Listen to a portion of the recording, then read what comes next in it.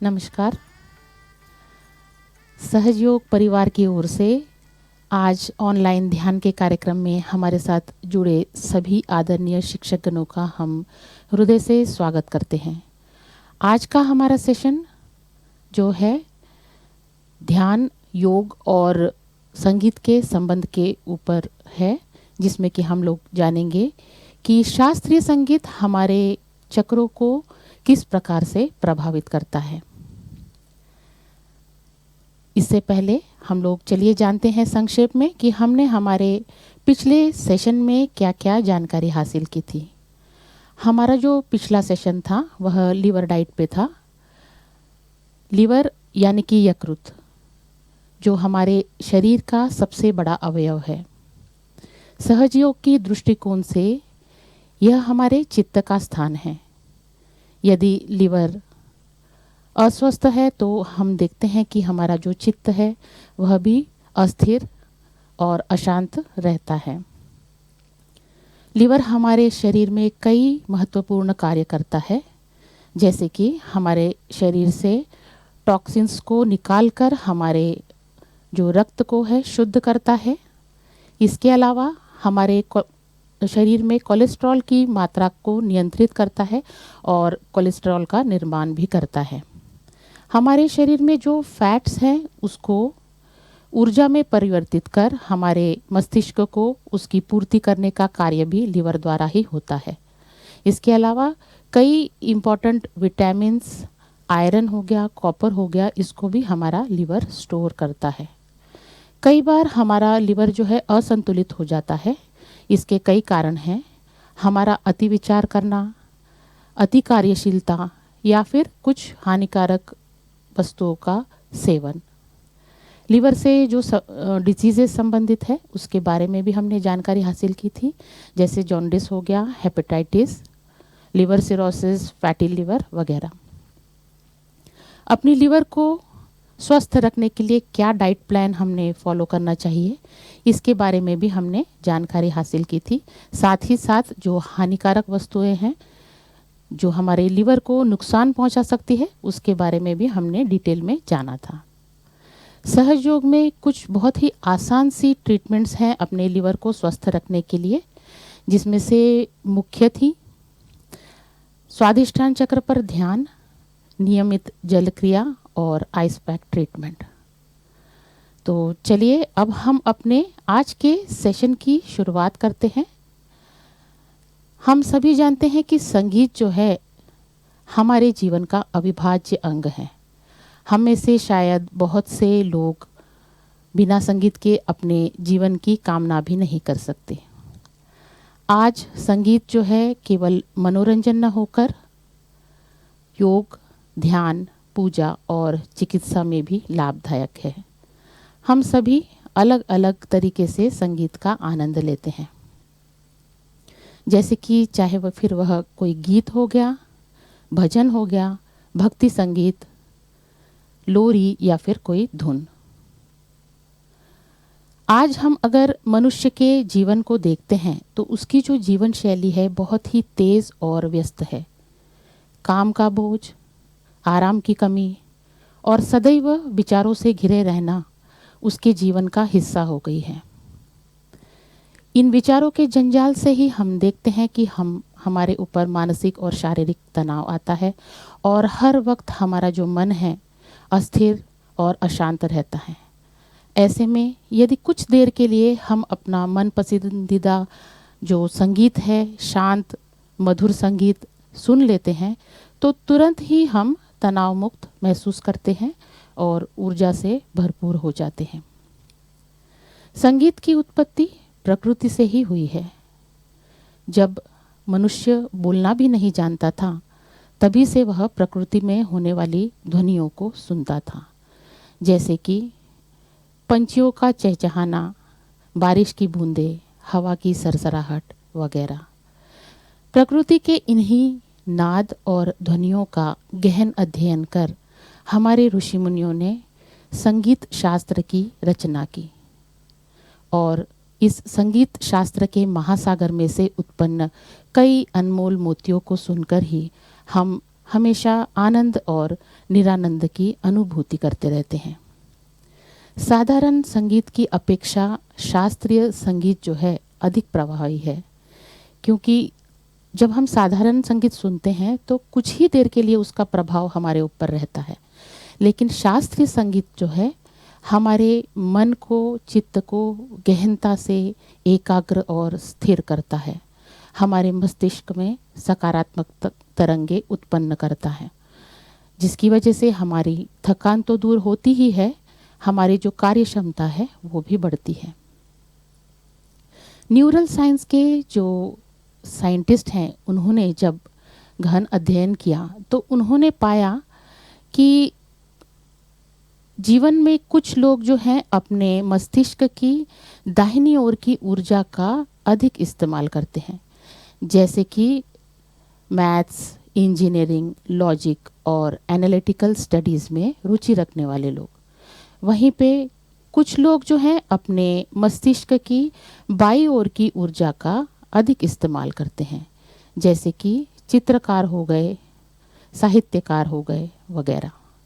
लेकिन जब हम शास्त्रीय संगीत का अध्ययन करते हैं या उसको सुनते हैं, गाते हैं, तो हमारे मस्तिष्क के दोनों भागों की ऊर्जा जो है चलायमान होती है और हम इन दोनों भी भागों की ऊर्जा को इस्तेमाल करने के लिए सक्षम हो जाते हैं। भिन्न भिन्न प्रकार के संगीत हमारे मन मस्तिष्क पर अलग अलग प्रकार का प्रभाव डालते हैं। उदाहरण के तौर पर जब कभी हम कोई हॉरर मूवी देखते हैं तो उसके पीछे का जो बैकग्राउंड म्यूज़िक होता है उसकी वजह से हम ज़्यादा भयभीत होते हैं। मान लीजिए हमने बैकग्राउंड म्यूज़िक निकाल दिया तो शायद हम उतना भयभीत नहीं होंगे। उसी प्रकार से जब हम कोई विनोदी या कोई दुखद प्रसंग देखते हैं तब भी हम खुश या दुखी होते हैं। इसी प्रकार से हमारे शास्त्रीय संगीत के जो 7 स्वर हैं उनका भी हमारे मन मस्तिष्क पर गहरा प्रभाव पड़ता है। हमारे जो संगीत के 7 स्वर हैं उन सभी का संबंध हमारे किसी ना किसी चक्र के साथ है और इन सभी स्वरों की अपनी एक फ्रीक्वेंसी होती है। चलिए जानते हैं कौन सा स्वर किस चक्र के वाइब्रेशन से संबंध रखता है। हमारा जो पहला ऊर्जा केंद्र है मूलाधार चक्र, उसके साथ जो स्वर संबंधित है वो है सा। स्वादिष्ठान चक्र के साथ जो स्वर संबंधित है वह है रे। नाभि के साथ ग, अनाहत के साथ म, विशुद्धि चक्र के साथ प, आज्ञा चक्र के साथ ध और सहस्त्रार चक्र के साथ नी। जिस प्रकार इन स्वरों की एक फ्रीक्वेंसी होती है उसी प्रकार हमारे जो ऊर्जा केंद्र है उनकी भी अपनी अपनी एक फ्रीक्वेंसी होती है। स्वरों की फ्रीक्वेंसी जब ऊर्जा केंद्रों के फ्रीक्वेंसी से मैच करती है तो जिस स्वर का संबंध हमारे जिस चक्र के साथ है वह उसको प्लावित करता है, ऊर्जामयी कर देता है। स्वरों के इन्हीं अलग अलग कॉम्बिनेशंस को जब हम ध्यान के दौरान सुनते हैं तो हमारे चक्रों की ऊर्जा जो है तुरंत ही प्रदीप्त होती है और प्रवाहित होने लगती है। इस प्रवाह के कारण हमारे अंदर हमारा चित्त जो है तुरंत ही एकाग्र होने लगता है। हमारे हाथों से बहते हुए चैतन्य को हम सुस्पष्ट तरीके से महसूस करने लग जाते हैं। स्वयं का चित्त स्वयं के अंदर ही केंद्रित होना ये ध्यान का प्रथम और महत्वपूर्ण पड़ाव है। धीरे धीरे हम ध्यान की गहनता को प्राप्त करना शुरू करते हैं। इसी प्रकार से इन स्वरों के अलग अलग ग्रुपिंग और कॉम्बिनेशंस से रागों की रचना होती है और प्रत्येक राग की भी हमारे किसी न किसी चक्र के साथ वाइब्रेशनल कंपैटिबिलिटी है। आइए जानते हैं कौन सा राग किस चक्र से संबंध रखता है। हमारे शास्त्रीय संगीत के जो वाद्य यंत्र हैं उनका भी हमारे प्रत्येक चक्र के साथ संबंध है, उसके बारे में भी हम लोग जानकारी हासिल करते हैं। आइए जानते हैं हमारे चक्रों के साथ कौन सा राग और कौन सा वाद्य संबंधित है। मूलाधार चक्र के साथ राग श्याम कल्याण या बिलावल और वाद्य है शहनाई। स्वाधिष्ठान के साथ राग तोड़ी या यमन और वाद्य है वीणा। नाभि के साथ जो राग संबंधित है वह है मलित या गुणकाली या मालकाउंस और वाद्य है संतूर। अनाहत के साथ राग भैरवी या राग भैरव या राग दुर्गा और वाद्य है तबला व मृदंग। विशुद्धि के साथ जो राग संबंधित है वह है जय जयवंती और वाद्य है बांसुरी। आज्ञा चक्र के साथ राग भूप या बागेश्वरी और वाद्य है सरोद। सहस्त्रार चक्र के साथ राग दरबारी या भैरवी और वाद्य है सितार। तो हमने देखा कि शास्त्रीय संगीत के जो सभी स्वर हैं, राग हैं और वाद्य हैं हमारे किसी ना किसी चक्र के साथ संबंध रखते हैं। आपने देखा होगा कि संगीतकार जो शास्त्रीय संगीत के विशेषज्ञ हैं, जब वह अपना प्रस्तुतिकरण करते हैं अपने संगीत की रचनाओं का व वाद्य यंत्रों का, तो वह लंबे समय तक बिना थके घंटों तक अपना प्रस्तुतिकरण करते रहते हैं और इतने घंटों के बाद भी उनके अंदर वही तरोताज़ापन, ऊर्जामयी और प्रसन्नता देखने को मिलती है। तो चलिए आज हम भी इन स्वरों का उच्चारण करते हुए ध्यान का आनंद लेंगे। ध्यान की शुरुआत हम लोग ब्रीदिंग एक्सरसाइज से करेंगे। 4 से 5 बार हमें एक लंबा गहरा श्वास अंदर लेना है। धीरे धीरे श्वास को छोड़ना है।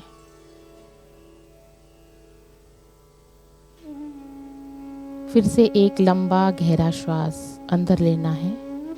कुछ देर श्वास को रोकेंगे और धीरे धीरे श्वास बाहर छोड़ना है।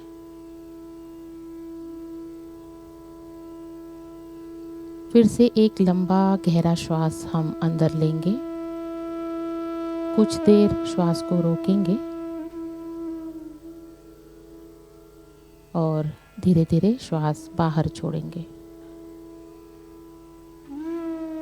फिर से एक गहरा लंबा श्वास अंदर लेंगे। कुछ देर श्वास को रोकेंगे और धीरे धीरे श्वास बाहर छोड़ेंगे।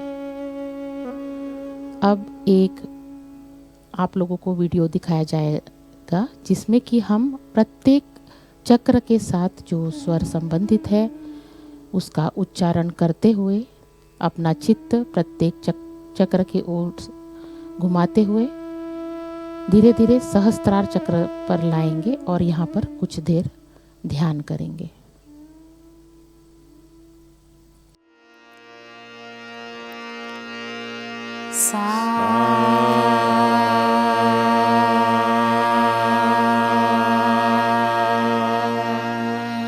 सगळ्यांनी म्हणायचंय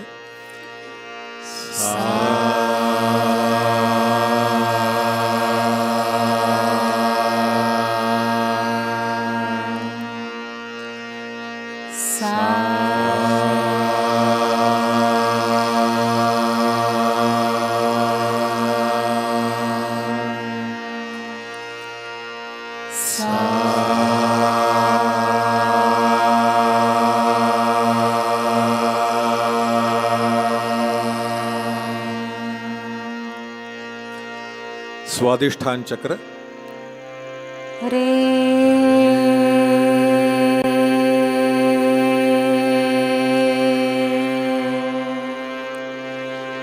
रे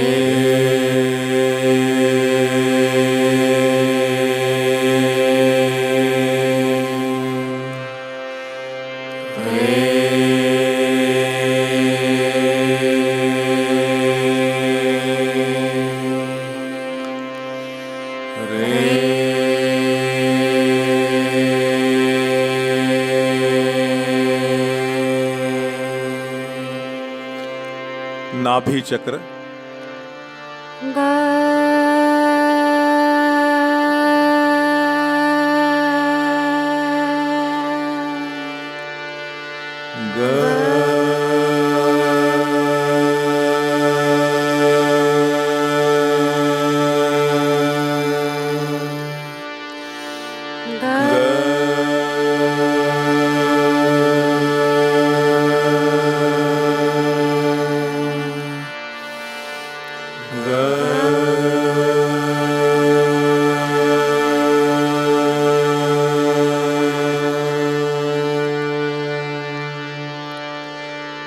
अनाहत चक्र, मा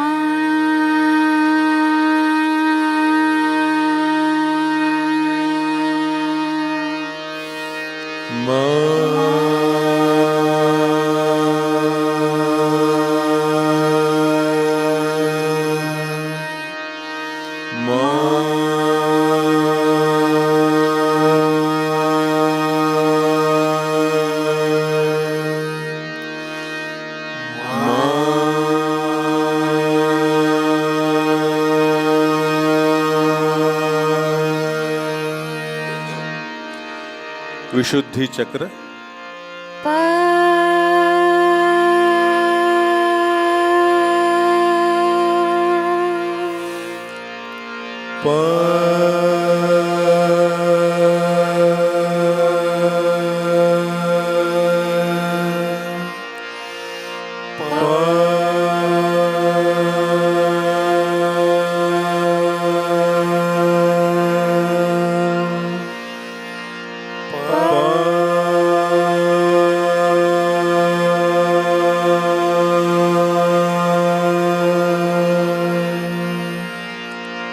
आज्ञा चक्र, ध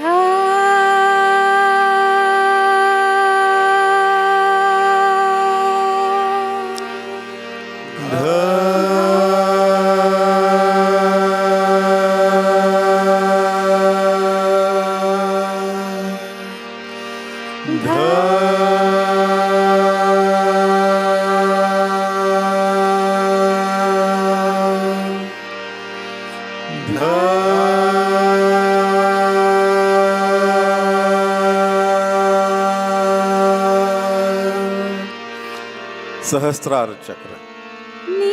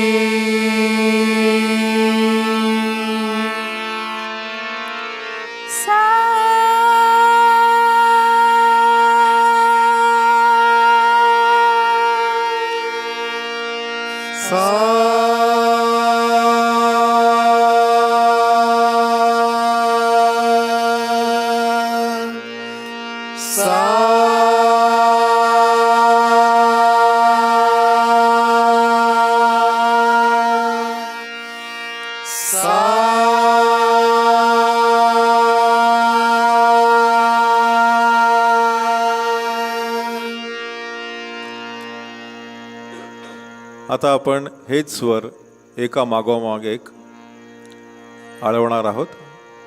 चित्त सहस्रारावर ठेवता येईल किंवा त्या तो स्वर म्हणताना त्या चक्रावरही ठेवता येईल. सा रे ग मा प ध नी सा. सगळ्यांनी म्हणायचंय. सा रे ग मा प ध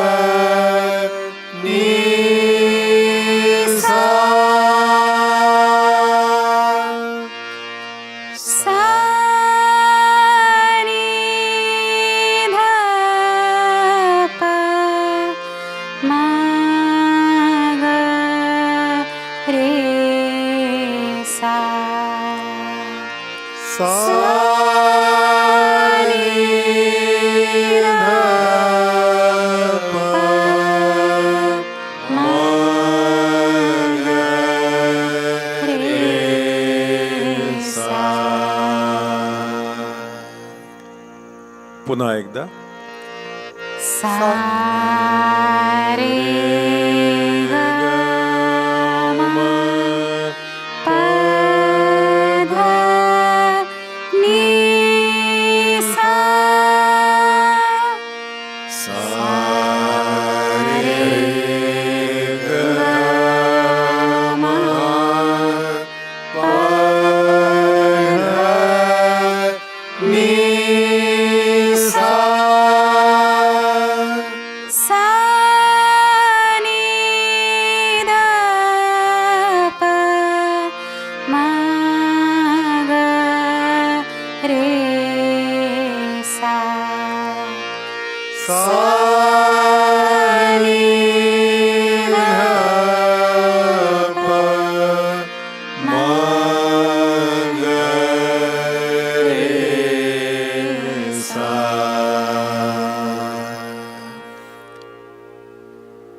भारतीय शास्त्रीय संगीतामध्ये ज्याला आपण पलटे म्हणतो तेच हे आहे, हे आपल्यापैकी अनेक जणांच्या लक्षात आलं असेल. हेच थोडं आणखीन पुढे नेऊया. आता सा सा रे रे ग ग असं आपण म्हणणार आहोत. त्यानंतर 3-3 स्वर एकत्र घेऊन सा रे ग म प असंही म्हणणार आहोत. सा सा रे रे ग ग म म प प ध ध नि नि सा सा.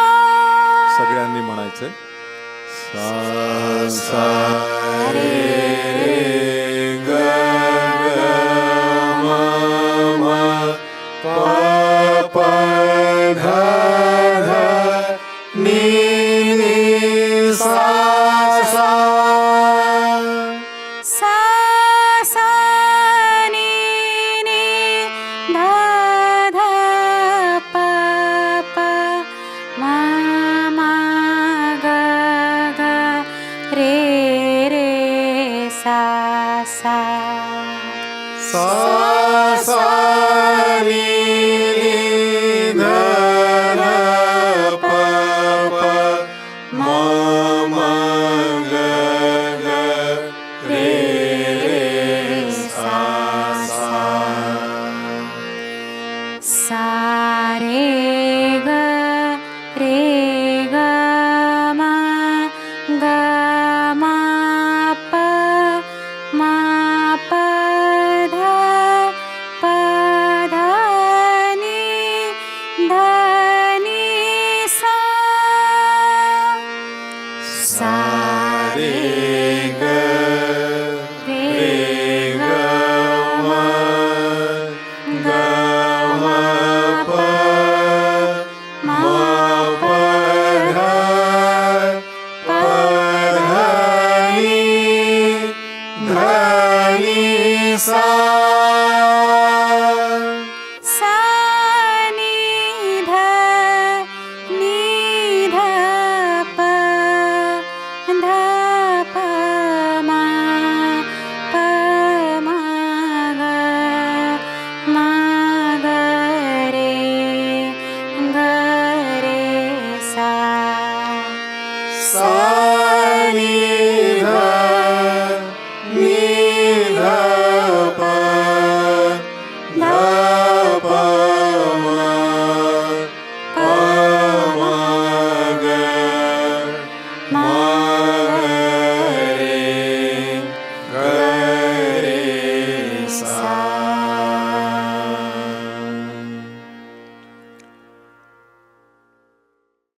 आशा है आज आप सभी लोगों ने ध्यान की एक अलग अनुभूति ली होगी और प्रसन्न चित्त और तनाव मुक्त महसूस कर रहे होंगे. तो इस अनुभव को हम लोग खंडित ना करें, इसीलिए आप सभी गुरुजनों से हम निवेदन करना चाहेंगे कि आप सामूहिकता में हमसे जुड़े. आपके शहर में अनेक जगहों पर हमारे ध्यान केंद्र हैं जो कि निःशुल्क चलाए जाते हैं। आप वहाँ पर आकर सामूहिकता का आनंद ले सकते हैं। जब आप सामूहिकता में ध्यान करते हैं तो आपकी व्यक्तिगत ऊर्जा जो है अन्य साधकों के साथ आदान प्रदान हो जाती है, जिसकी वजह से आप देखेंगे कि आपके हाथों से बहने वाले चैतन्य को आप और सरल, सुस्पष्ट और नियमित तरीके से महसूस कर सकते हैं। यही नहीं, आपकी कुंडलिनी शक्ति जो है वह भी सहज ही उठती है और धीरे धीरे आप देखेंगे कि ध्यान की गहनता को आप प्राप्त कर सकते हैं।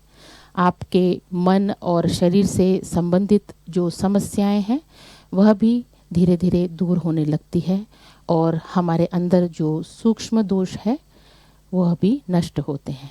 तो आशा है आप लोग हमारे साथ जुड़े रहेंगे। आप सभी श्रोताओं को हमारे पूरे सहयोग केंद्र की ओर से, हमारे परिवार की ओर से बहुत बहुत धन्यवाद।